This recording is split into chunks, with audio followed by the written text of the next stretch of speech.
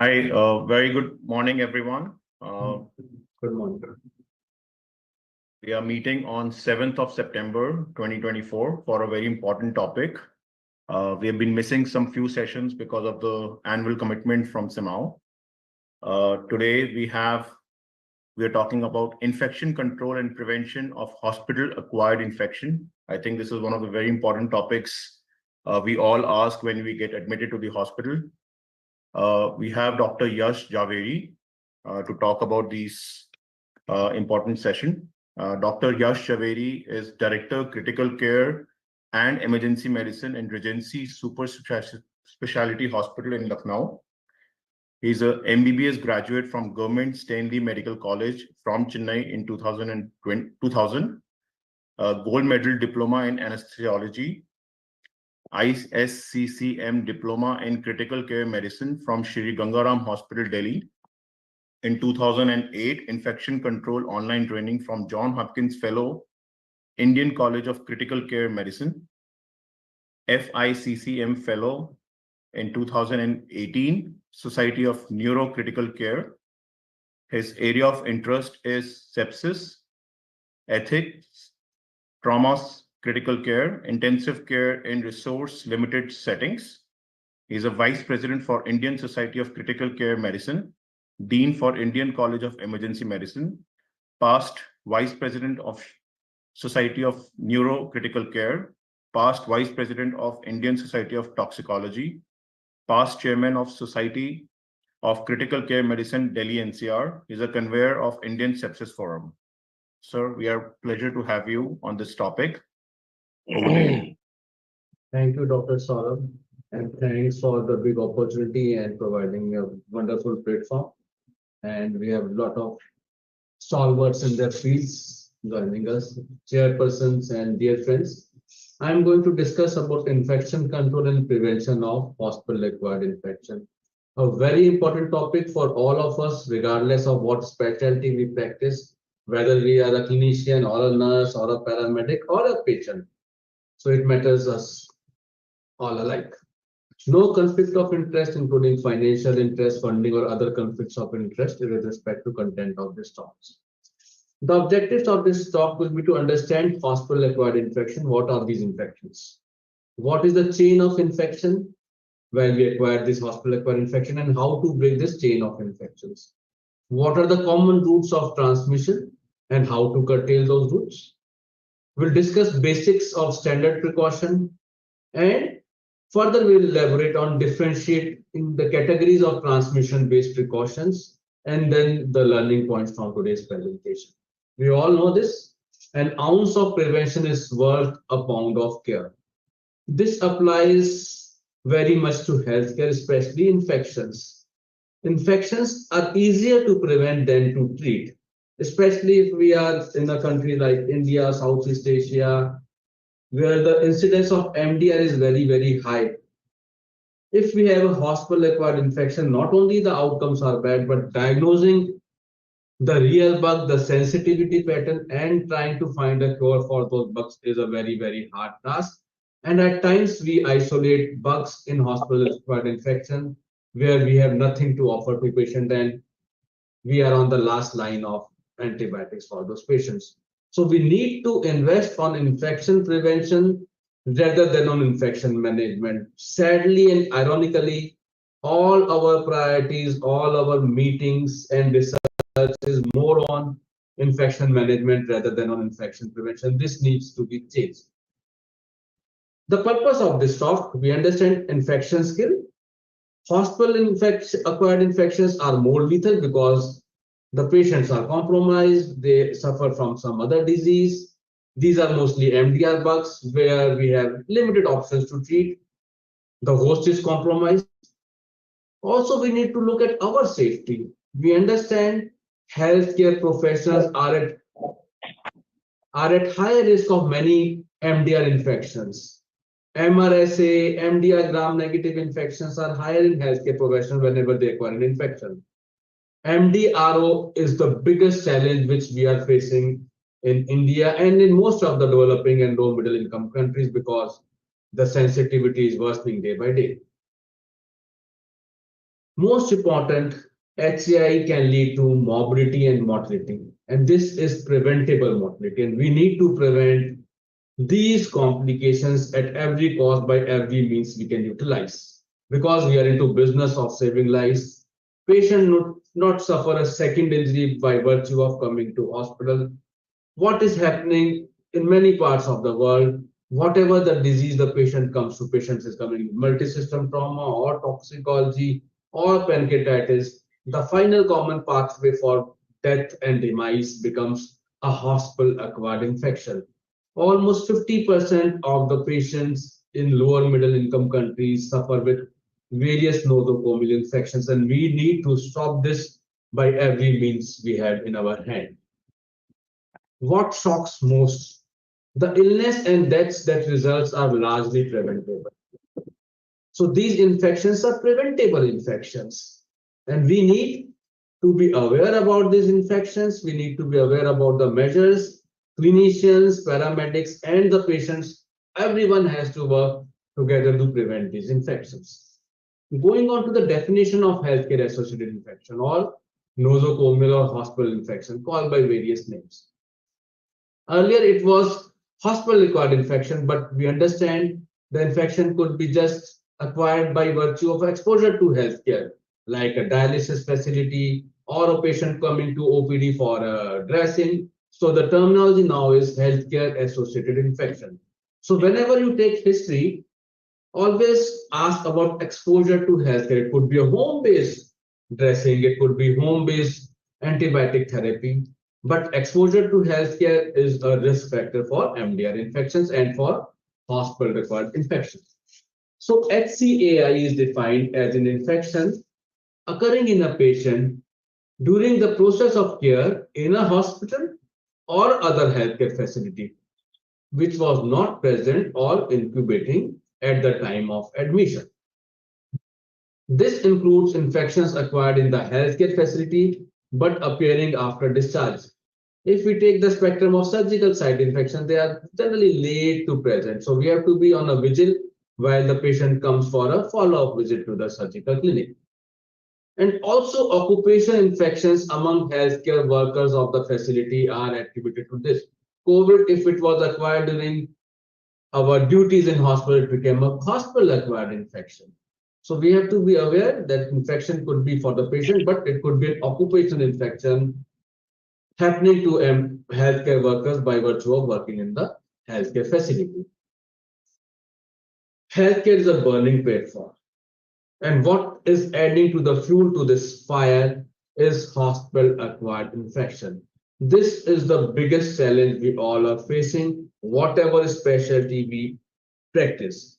The problem is obviously more in the critical care areas, the ICUs, because these are harbingers of infection. More infect patients, long stay patients, immunocompromised patients, more antibiotics, and this becomes a vicious cycle for having MDR organisms and hospital-acquired infections. Why should we prevent healthcare-associated infections? Because we are in healthcare to save lives. Why did we join healthcare as our passion profession? To save lives. Having a patient get a healthcare-associated infection in the course of treatment is devastating. It's very demotivating for the healthcare professional and will have tragic outcomes. The rates which we see, especially in the LMIC group countries or in the developing world, are just a small tip of the iceberg.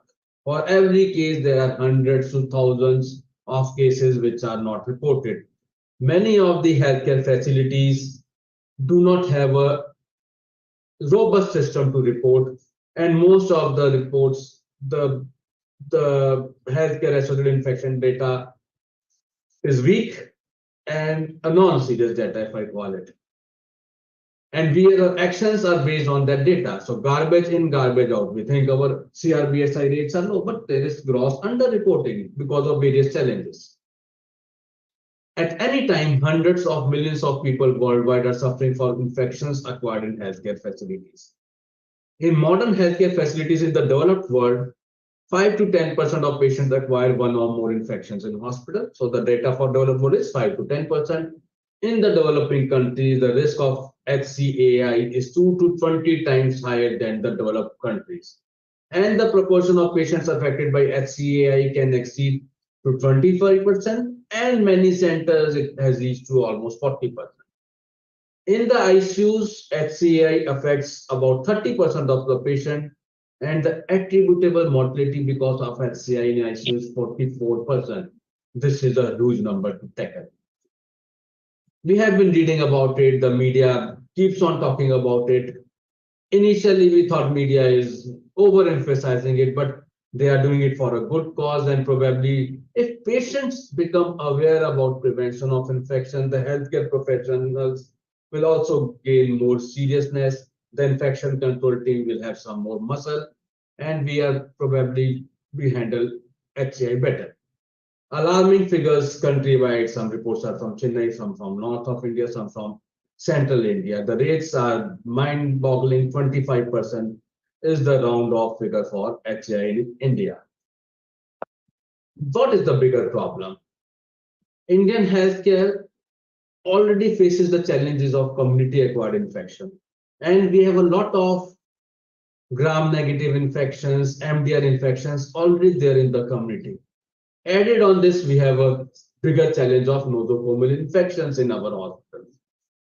40% of all infections in Indian hospitals are nosocomial in nature. So you can understand what numbers are we talking about. Percentage of patients in ICU, if we look at, 40% of the patients with infections are community acquired and 46% are nosocomial infection. The impact of HAI, more serious illness because MDR organisms, compromised host, lesser antibiotic options, prolonged stay in ICU, in the ward, in the healthcare facility, long-term disability, excess morbidity and mortality, financial burden, loss of confidence in the healthcare. It can lead to legal issues, and it has led to legal issues many a times. High personal cost on patient and their family. So the cost ultimately is not only financial, it costs the life of a person or a limb of the person, or it could be an eye or brain infection, it could be anything. So we have to always remember there is a person behind the name, there is a name behind the HI, it is just a number. Always remember, some is not a number, soon is not a time. Every life matters. So we have to take every step to prevent each and every HI which happens in our healthcare facility. The very first requirement in a hospital is that it should do no harm. Primum non nocere. So we have to stick to this adage and try to minimize or try to bring the HI numbers to near zero as close as possible. The second part of the talk, to understand the problem, the factors which influence the development of nosocomial infection. The microbial agents, they are there in the hospitals. Hospitals cannot be sterile. We cannot make healthcare facilities sterile. If we overuse microbicidal agents, then these microbes will have selection pressure and more resistant organisms will be there. Patient susceptibility, yes, most of the patients in hospital are susceptible. Bacterial resistance, bigger issue in some places. And the environmental factor, the engineering factor. This is what we can control.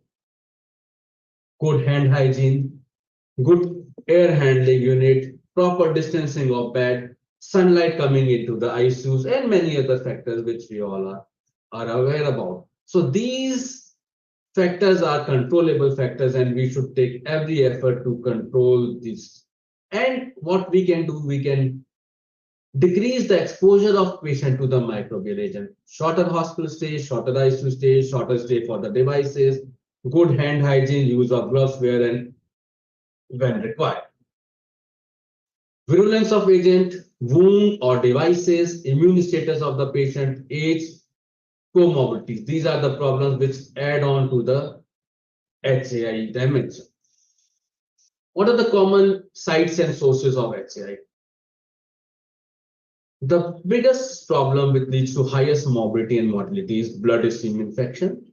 Bloodstream infection could be from a central line or a peripheral line, or at times it could be from a device also like a orthopin. Catheter-associated UTI, the commonest HAI, although it can also have serious morbidity and mortality, but generally less serious unless it is associated with an MDR infection. Ventilator-associated pneumonia or ventilator-associated events, infective events, again a big problem. Surgical sites infection, grossly underreported. Skin and soft tissue infection, CNS infections associated with the EVD. These are the common healthcare associated infections. The source could be endogenous, like activation of tuberculosis, herpes simplex infection, herpes zoster infection, or could be exogenous. Wide variety of these infections are exogenous, bacterial infections, but we understand the gamut of infections are not restricted to bacterial infection. It could be fungal infections, at times parasitic.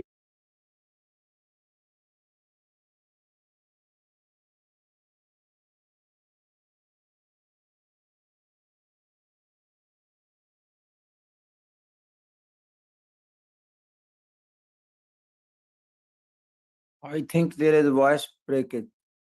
Yeah, I think so. We are not hearing. Dr. Javeri, we can't hear you.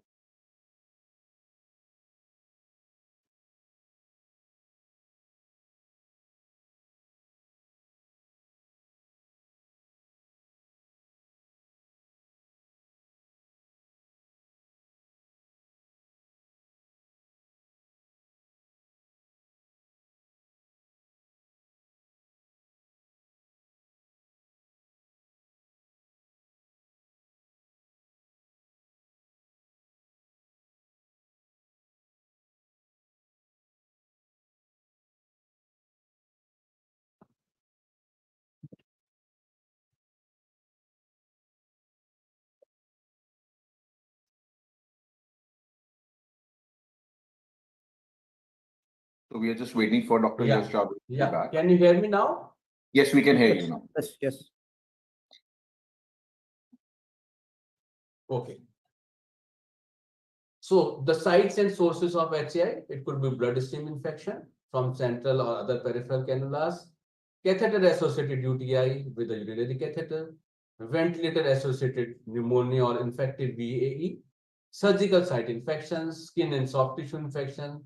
The source could be endogenous as for herpes simplex, tuberculosis, at times herpes zoster, or it could be exogenous like for vast variety of bacterial infections, at times Candida auris, and other parasitic infection can also lead to exogenous HAIs. What are the most frequent sites of infection? UTI 34%, urinary catheter and urinary invasive procedures are the highest risk factor. So longer these catheters stay or devices stay, higher are the chances of hospital-acquired infection. Advanced age, underlying disease, urolithiasis, pregnancy, diabetes are other risk factors. For WAP, mechanical ventilation, aspiration, nasogastric tube, recurrent intubation, poor hand hygiene, poor suctioning technique are the risk factors. Surgical site infections, inadequate antibiotic prophylaxis, incorrect surgical skin preparation, inappropriate wound care, and lack of hand hygiene. For blood infections, generally it is associated with a vascular catheter, but other devices like an orthopedic pin or any other device like a valve or a mechanical device in the heart can also lead to bloodstream infection. Severe underlying disease, immunocompromised status, more invasive technologies, lack of training and supervision for the basic HI prevention bundles can lead to bloodstream infection. So what is common in all this? If the device stays for a longer time, if hand hygiene is poor, the risk of all HAI is higher. So try to remove the device as early as possible.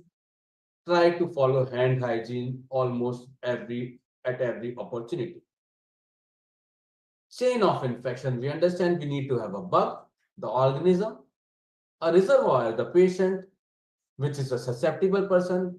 We are also in the hospital, we are also in the ICU, but Because we are not susceptible, we do not get these infections, although we transmit them to patients by virtue of our hands or poor techniques.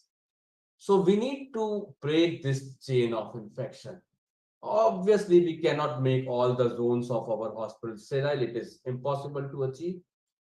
But what we can do, we can decrease the interaction between the host and the bug by decreasing the transmission rate, good hand hygiene, proper procedure protocols, removing the devices as early as possible. So what is the chain of infection? There is a portal of entry, there is a portal of exit. There is a source, which could be poor hand hygiene, poor techniques, reusage of devices. There is a susceptible host and a mode of transmission. We need to break this mode of transmission. So we need to have a good infection control program. We need to focus on environmental sanitation, hand hygiene, right disinfection and sterilization of our zones. The patients need to be exposed less to infective etiology. If we are using respiratory equipment, it should be single patient use. We should be keeping them in sterile bags. We should not be changing the devices between patients. We should have a good reuse policy in our hospitals. We need to increase the exposure of patients to these bugs. The infectious agent. Again, good environmental sanitation will decrease the load of these infections. The susceptible host, we need to have good glycemic control, less stay. The dressing of the wound should be proper.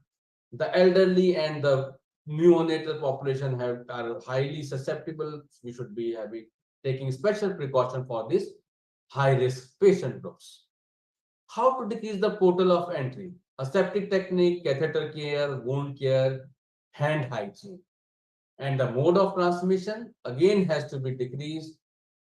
The foremost again entity is hand hygiene, sterilization, standard precaution, airflow control, proper food handling, isolation of some patients like patients with MDR infections, COVID, open tuberculosis. So these are the techniques to break the chain of infection. How to identify HAI? While any patient can have an HAI, but we need to think of HAI if the infection is not present or incubating at the time of admission. Symptoms appear about 48 hours after admission, but these timelines are not very strict because the patient could have been exposed to healthcare facility before coming to your hospital.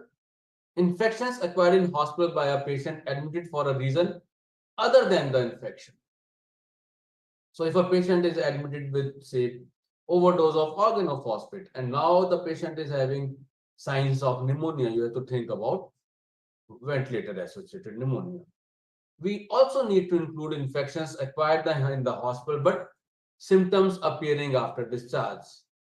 Occupational infections among staff of the healthcare facility, like needle stick injury or other transmitted infections which we acquire in the hospital.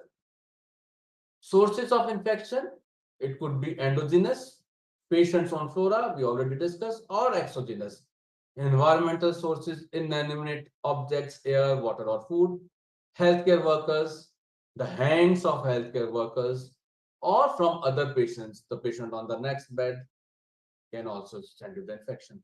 These are the common exogenous site of infection. Handle of the door, food trays, mobiles, computer, mouse, poor hand hygiene, poor AHU unit functional, poor cross ventilation, no sunlight coming into your ICU, or poor environmental sanitation techniques. All inanimate environmental objects can facilitate transmission. It could be the ventilator knob, it could be the computer mouse, it could be the patient file, it could be the pillow, it could be the blanket which we give to the patient.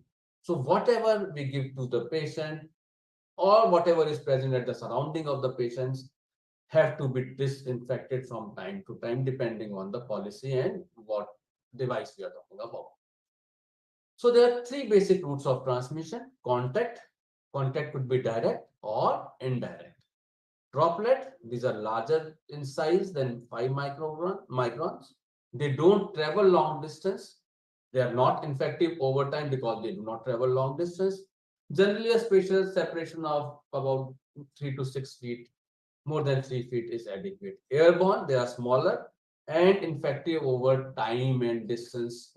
And we need to have a good AHU facility and good isolation facility to prevent airborne infections in our facility. All microorganisms are implicated, but escape pathogens, escape stands for Enterococcus faecium, Staphylococcus aureus, Klebsiella, Pseudomonas, and Enterobacter. These are the bigger challenges in our facilities.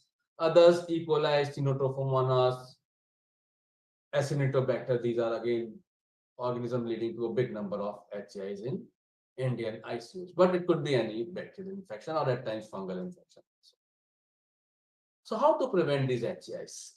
Again, it can be categorized broadly into 3 categories. Standard precautions, which we have to take for every patient every time, or it could be transmission based or specific precautions based on the mode of transmission of that infection. And we need to follow a bundled approach. CRBSI bundle, WAB bundle, surgical site bundle, C. difficile prevention bundle for all of these infections. What are standard precautions or better called universal precautions? Practices that should be followed by all personnel at all times on all patients admitted to the hospital regardless of the diagnosis and presumed infection status. So these are the holy grail of our practice. Standard precaution, every patient, every healthcare professional, every time. And what are these standard precautions? Hand hygiene, personal protective equipment based on your task and based on the risk of that procedure.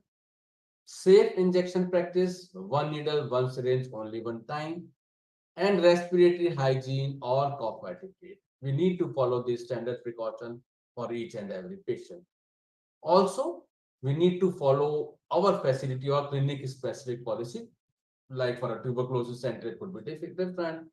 For a ILI unit, it could be different. For a neutropenic setting, it could be different. But these are standard precautions which need to be followed each and every time. What are the components of this standard precaution? Again, to re-emphasize, hand hygiene, personal protective equipment, biomedical waste management, disinfection of patient care items, environmental cleaning, respiratory hygiene and cough etiquette, safe use and disposal of biomedical waste, including sharps.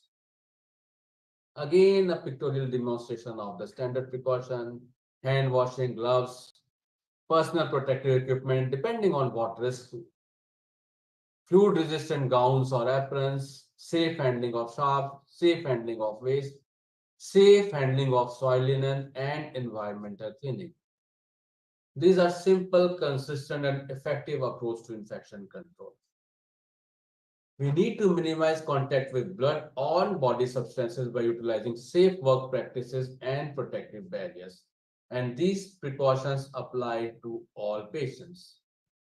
Hand hygiene, we cannot emphasize more, but every opportunity we get, we should emphasize on hand hygiene. Hand hygiene is the single most effective and least costly intervention which can decrease healthcare associated infections. So we need to wash our hands of everything except our responsibility towards our patient. 5 movements of hand hygiene before touching a patient, before clean or aseptic patient procedure, after body fluid exposure risk, after touching the patient or surrounding, and remember the pen, the mouse, the mobile, the patient file, everything comes from patient surrounding and after touching a patient. So remember these 5 movements of hand hygiene. Hands of healthcare workers are the main source of transmission of infection in the healthcare facilities. Hand hygiene is the most effective, easiest, economical, and can be practiced everywhere. If we talk about hand hygiene, it cannot go beyond without mentioning about Ignaz Philipp Semmelweis, father of hand hygiene. He was an early pioneer of antiseptic procedures. He discovered that incidence of puerperal sepsis could be drastically curtailed by use of hand disinfection in obstetric clinic. The term hand hygiene includes hand washing with soap and water, use of alcohol-based products that do not require use of water, more than 60% alcohol, and it also includes no artificial nail, not using gloves for wrong indications, changing gloves between patients if required, not wearing nail accessories, rings and bangles to your workplace in the healthcare facility. Fingernails should be short, clean, best to avoid artificial nails, gels, wrap, extensions, nail jewelry, everything has to be avoided. Hands should be free of anything. Types of hand hygiene, it could be social hand washing, what we do in our homes before eating food, 15 to 30 seconds. Hygienic hand washing, 32 seconds, 60 seconds, what we talk about in HAIs. And surgical hand washing, which is a very procedure hand washing, which takes 2 to 3 minutes.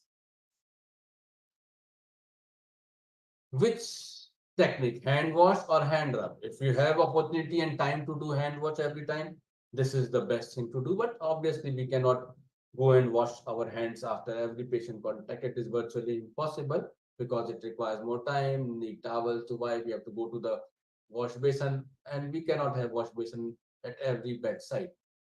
So we opt for hand rub, which is on the bedside. But remember, if you have a feeling your hands are visibly dirty, or if you have done a procedure, you have changed gloves, better to do a hand wash in between. And if you have used hand rub for 3, 4, 5 times, you have the feeling your hands are dirty and you have that sultry feeling, better to wash your hands in between. But obviously, every patient contact, you cannot go for hand washing. Going on to the transmission-based precautions.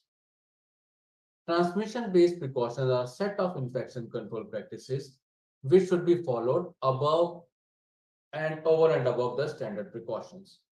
Should be practiced handling patients infected with infectious agents having a specific mode of transmission, like tuberculosis or COVID or diarrheal illness. Transmission-based precautions are of 3 types: contact precautions, droplet precautions, and airborne precautions. I'll elaborate. This is a busy slide. Contact precaution. Vast majority of MDR organisms in our ICUs, we need to have contact precautions. Enterically transmitted hepatitis virus A and E, agents of conjunctivitis, contagious skin lesions, Staphylococcus herpes simplex, again contact precautions, agents of diarrheal illness like rota, cholera, C. difficile, again contact precaution. Droplet precaution, SARS-CoV-19, influenza viruses, mycoplasma pneumonia, Neisseria, diphtheria, Haemophilus influenza, viral hemorrhagic fevers, and various other viruses like rhinovirus, rubella, adenovirus. Airborne, Mycobacterium tuberculosis, measles, varicella, smallpox, bacillus anthracis, aspergillus. For this, we need to have the airborne precautions. Contact precaution, hand hygiene, gown, and gloves are most. For droplet precaution, hand hygiene, and mask. Better to have a N95 mask if you are exposed to any of these high impact infections. Surgical mask gives you some precaution, but it is good enough for a contact precaution. For droplet and airborne, better to have a N95 mask. Airborne precautions, hand hygiene, negative pressure room, and an N95 respirator mask. Droplet precaution, many people go on with a surgical mask, but I'll again emphasize these are high risk infections, and if you are treating such patients, better to use a N95 respirator mask. Contact precaution followed when there is evidence of HI transmission by direct or indirect contact during the patient care. Clean your hands, gloves before entering the room, discard gloves after patient care, put on gown before entering the room, discard gown after remove and exit. Use dedicated or disposal equipment. If you are using stat, clean your stat with chlorhexidine, or you can use, there are small stickers which are available for the diaphragm. You change it between patients. Droplet precautions for larger particle more than 5 micron size. Cough etiquettes, transmission requires close contact less than 3 feet. So keep that safe distance between the patients and between the healthcare professional and the patient. They do not remain suspended in the air and they travel short distances. So the control is easier than for airborne organisms. Do not directly cough or sneeze on hand. Use your sleeves or elbow. And whenever you are coughing and sneezing, keep some distance from your fellow healthcare professionals. Wear a mask if you are having an upper respiratory infection or you are coughing. Wear surgical mask to limit the spread. Turn your head away from others and use tissue while coughing or sneezing. Hand hygiene after coughing or sneezing. So this is again interchangeable. Surgical mask or N95 depends on the healthcare facility and what type of infection you are taking. Droplet precautions, again hand hygiene, PPE, we already stressed on surgical mask or N95 mask, respiratory etiquettes, patient placement, single isolation room, or you can cohort. If you have many patients with SARS-CoV, obviously each patient cannot be put in a isolation room, so you cohort those patients. Disinfection of the room once the patient has left that particular room, terminal cleaning. Airborne precautions for aerosols, which are small particles less than 5 microns, generated during certain aerosol generating procedures like intubation, nebulization. They remain suspended in air for a longer periods and they may disperse to a distant places other than at the point of generation along the air current. So the precautions, again, hand hygiene, put a fit tested N95 or a higher level respiratory mask before room entry. Remove the respirator after exiting the room and crossing the door. Door to remain room must always remain closed and better to have an empty room for such patients. PP again to emphasize N95 at least. Patient placement in airborne isolation room. Ventilation, obviously it is impossible to have natural ventilation, but the airflow direction, the AHO should be nicely functional, and whenever you design these rooms, the airflow should be properly checked. And the AHU should be properly cleaned from time to time. PP, we all are aware, but to emphasize eye protection, mask, surgical N95 depend on the level of protection, gown, gloves.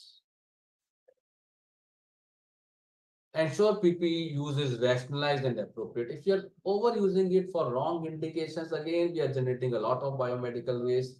And whenever we wear or remove, especially while removal of PPE equipment, there is a risk of exposure to the biohazardous material for us also. So use in the right context only. Always clean your hands before and after wearing PPE. PPE should be available where and when it is indicated. Correct size, select according to the risk as per transmission-based precautions. Always put on before contact with the patient. Always remove immediately after completing the task. Never reuse disposable PPE and make sure the biomedical waste disposal of PPE is correct.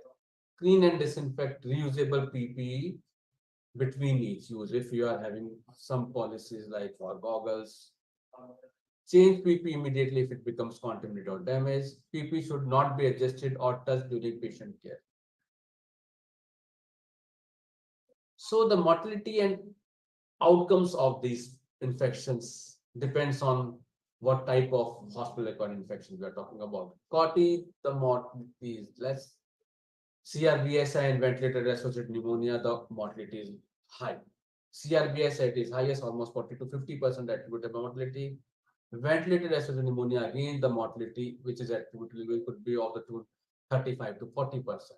This is the frequency. COTI is 33% from the overall share of hospital infections. CLABSI, central line associated blood system infection, 13%, where 15% surgical site infection, 31%.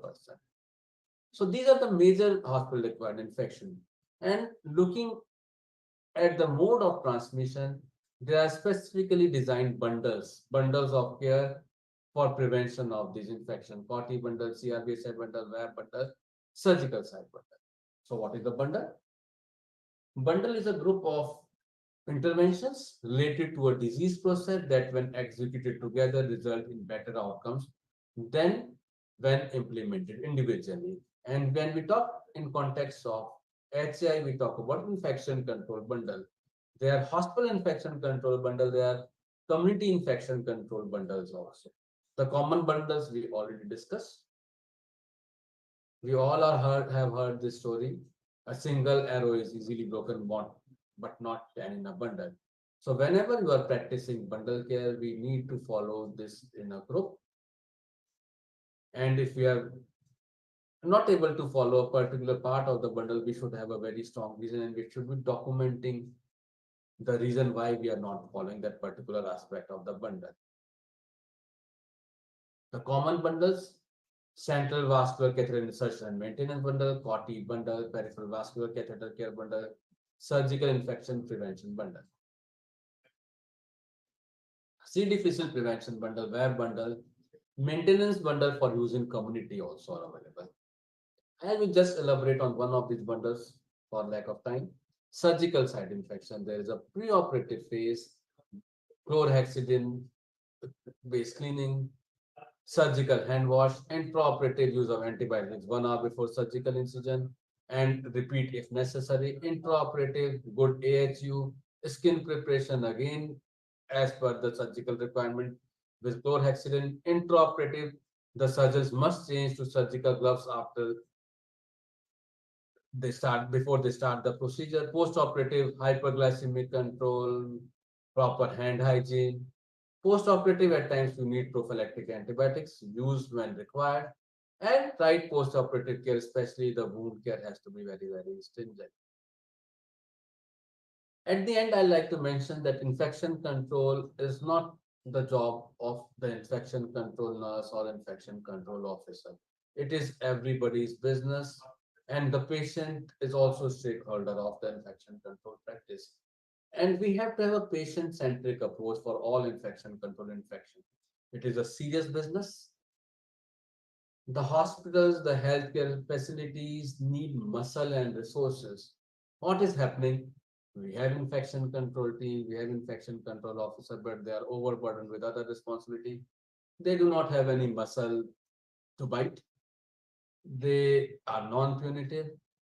They have no control on the practices, and we need to give them the control and the power. We need to have a kitchen sink approach. Whatever is best for that particular infection should be utilized. I will give you an example of WAB. Our WAB rates about 14 years were quite high. We were obviously bothered. So what we did, apart from the routine WAB prevention bundle, we started using subglottic suction tube, a closed suction catheter with the routine WAB bundle, and then our CRBSI rates came down. Because each context is different, we may be having scarcity of manpower, we might not be having 2 nurses to do an open suction. So better to do closed suction in those circumstances. It has to be multidisciplinary.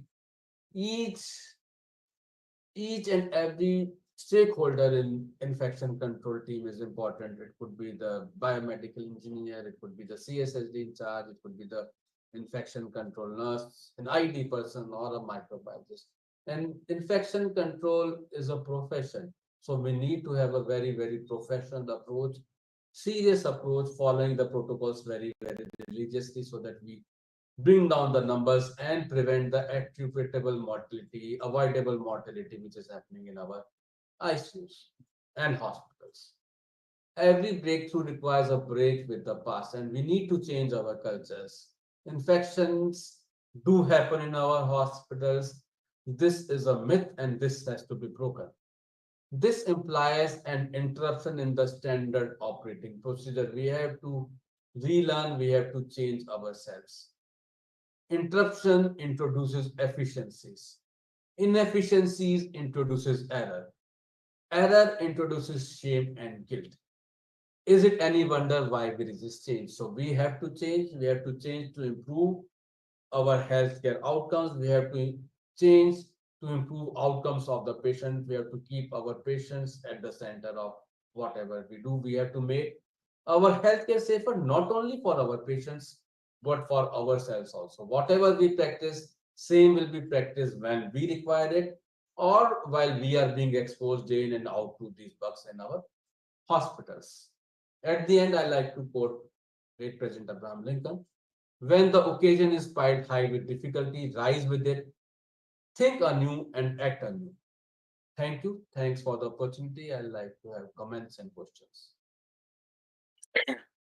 Thank you, Dr. Yash Javeri. Wonderful session and a very insightful knowledge from your end on this wonderful topic, a need of an hour.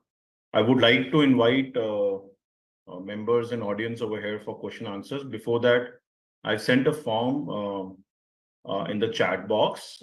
People who wants to attend the future sessions can fill up the form. And if you want the recording of this session, can also fill up the form with the email address and we can send it across. Once again, as Mr. Yash mentioned in his disclaimer, we don't have any commercial interest in these forums, and these are all free sessions. So if anybody needs to attend the future sessions, we are inviting some international speakers as well. And we do these sessions every fortnight. So with this note, I would like to invite members on the board for question answers. I see Dr. Bukhari's hand up. Dr. Bukhari, would you like to ask your question? Thank you so much. It is not answer in question. And first of all, I appreciate Dr. Yash Javeri. Before Dr. Bukhari, just before, sir, can you switch off your sharing screen?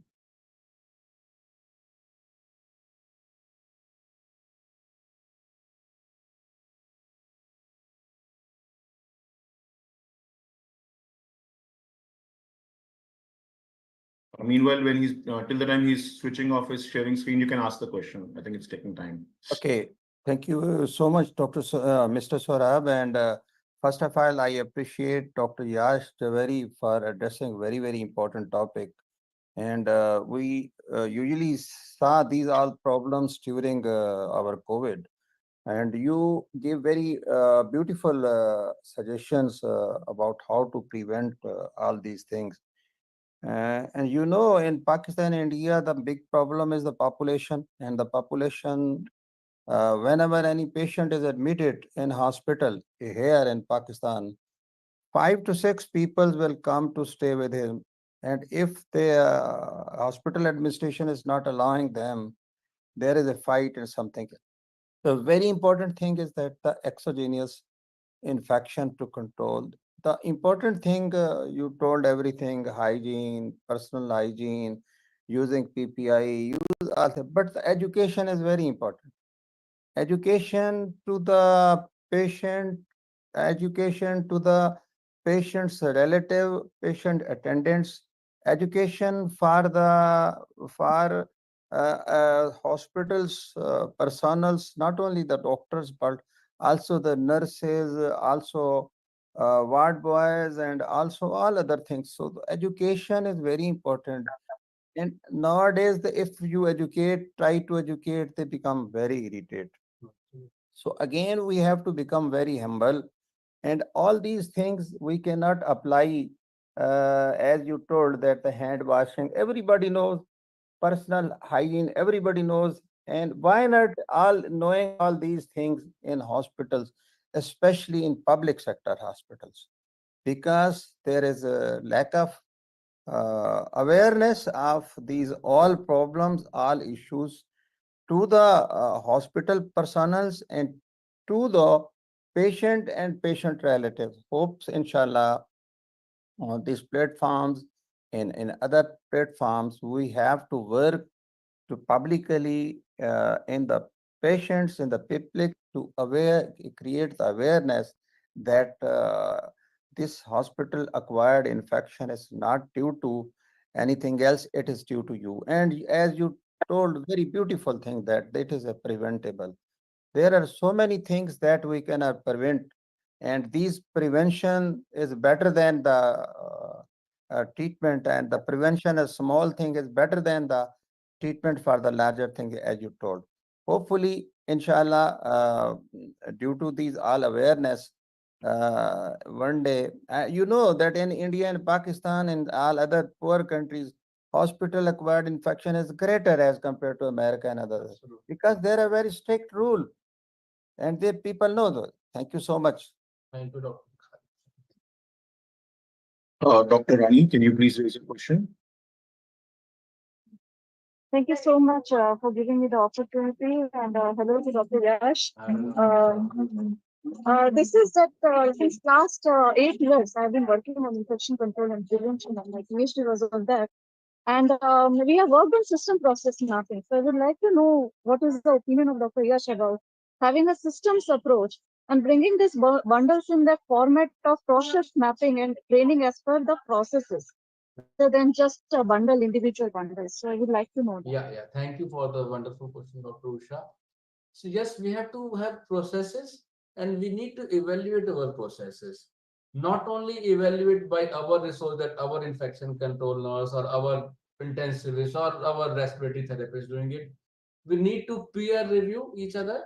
My ICU being reviewed by other surgical ICU guy, my hospital being reviewed by somebody else. And also the process has to be independent of the doer.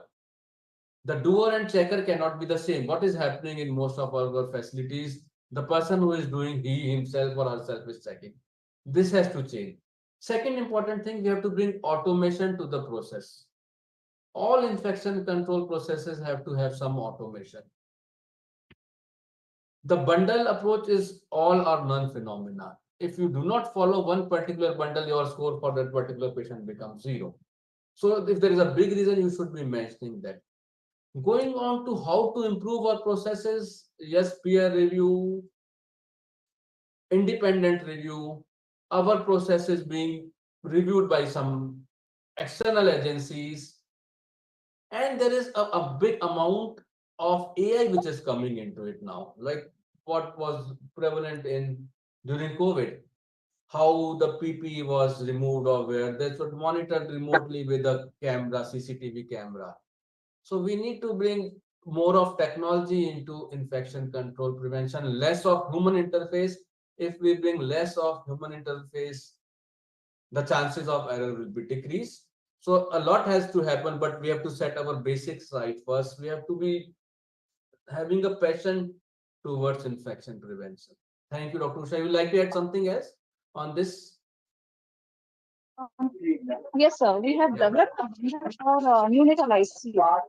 And considering that the babies are, we cannot use single bundle. So what we did is we trained the nurses, we sat with them and we did a process mapping of each processes that has been carried out in the hospital, especially in NICU.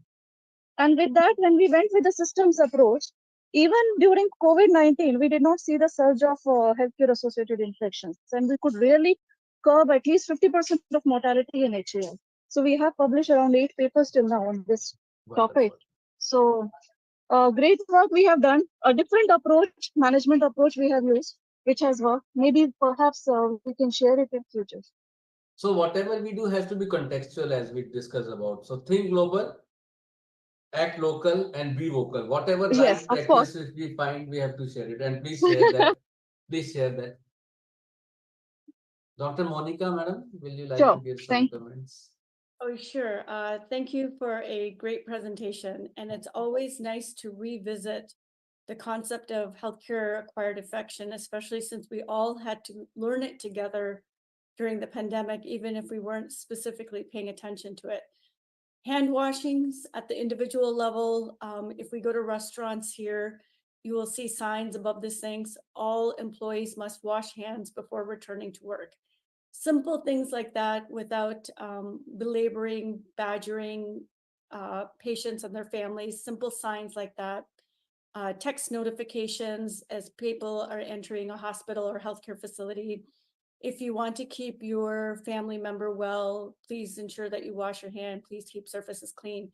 Please stay away if you have a droplet or an airborne, potential infection.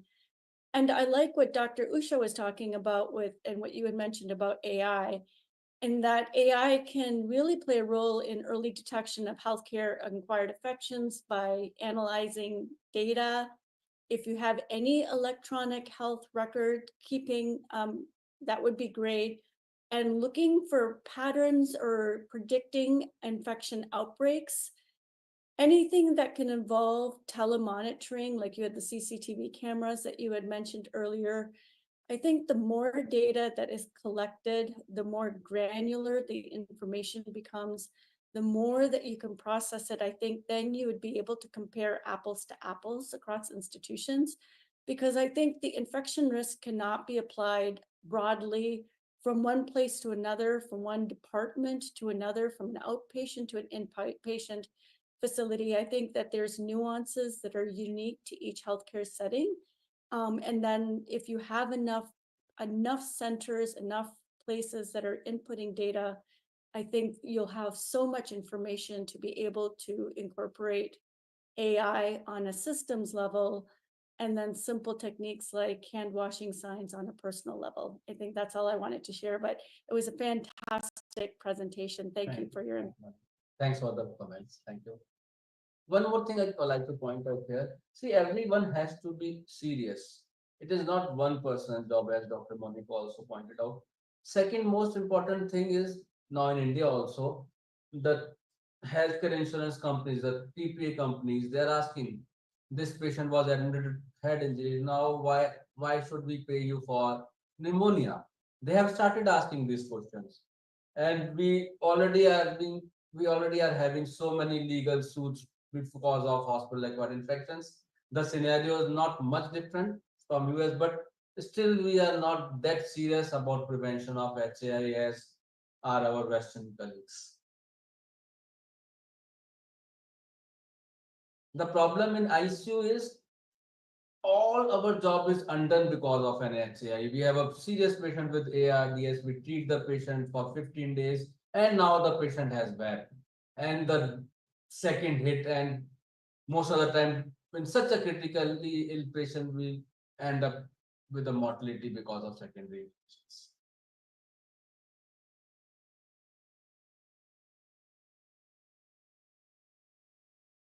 Thank you, Dr. Yash. Do we have any other questions? Dr. Angelique, you want to speak anything?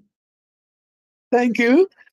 Thank you, Dr. Javeri, also Thank for a you. very informative Good morning. morning. Yes, it is morning.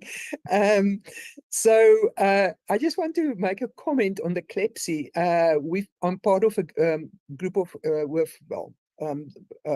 they affiliated with me, is the critical care technologist in one of the hospitals in Pretoria, and they managed to bring down the CLEPSI infections to less than 1% in that specific hospital, and they're also using an electronic health record and an IT system which they communicate with the doctors and with the personnel.